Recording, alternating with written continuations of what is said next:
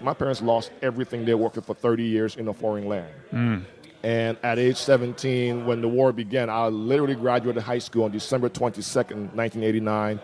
On December 24th, Christmas Eve, is when the war began. Wow. I had hopes of being in the U.S. as a basketball athlete and collegiate athlete at Baylor University. Those hopes were dashed immediately, and I lost all those opportunities. But yet and still, the next 2 years, our family's on the run from this civil war and all the atrocities that are being committed. I'm also being forcefully conscripted to be a rebel soldier at this point in time. And that was when I really learned to live in this role, realizing that I could not afford to make a mistake and make the wrong choice to become a rebel soldier. Because the moment I did that, all of my younger siblings and other adopted siblings would easily follow my example, and that would lead us all to a pretty tragic situation as a family. So making those decisions, being harassed, being shot at, being forcefully being made to do forceful exercises to break my will. Because, I mean, if you can think of gangs in the United States and the peer pressure that comes with the inner city gangs, think of that on steroids. And so I think what we went through with this firstborn son role and my education during that process was very significant and paramount to my well-being and my family's well-being beyond the war.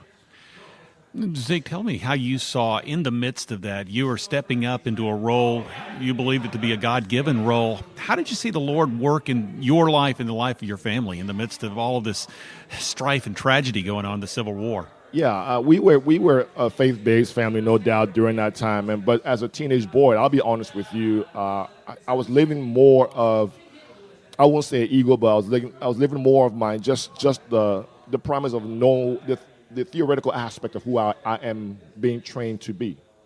I'll be honest that I never really found the true essence of the role, which was another thing that pushed me to write the book, The Firstborn Son, A Curse, A Gift, or a Calling, until I got into my marriage situation and realized that I now not only had to, I got into a moment where I almost lost my marriage.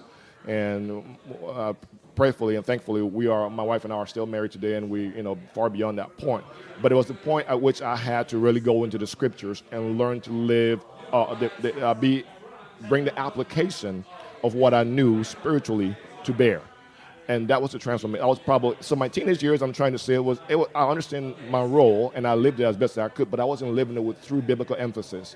And when I had to learn that and become a husband, as well as maintain my role within our family, that is my mom and dad and my siblings as the firstborn son, things had to change because my wife now becomes my primary focus, not my family. And that was the learning process that I needed to find the scripture. And when my wife and I came through all of those hard times, especially as we began to have children, that's when the Lord really impressed upon me. Not only did he just walk me through a very transformational process, but I'm looking at my community, and I'm seeing young men who are, young boys especially, all teammates from my college days, who had not really transitioned well from boyhood to manhood, much less fatherhood.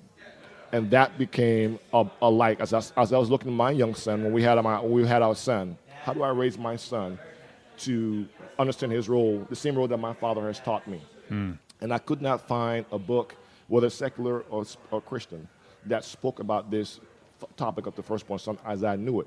And I think it was when God really impressed upon my heart, well, you know something, plus you've gone through this transformational time with the scripture, and I really felt the need that I had to write this book. And hopefully, my thought was even write a series of books from a variety of different angles, like my sister, who's an older sister, or my parents, write several books on this topic to really anchor the biblical importance of this role within our community and our families.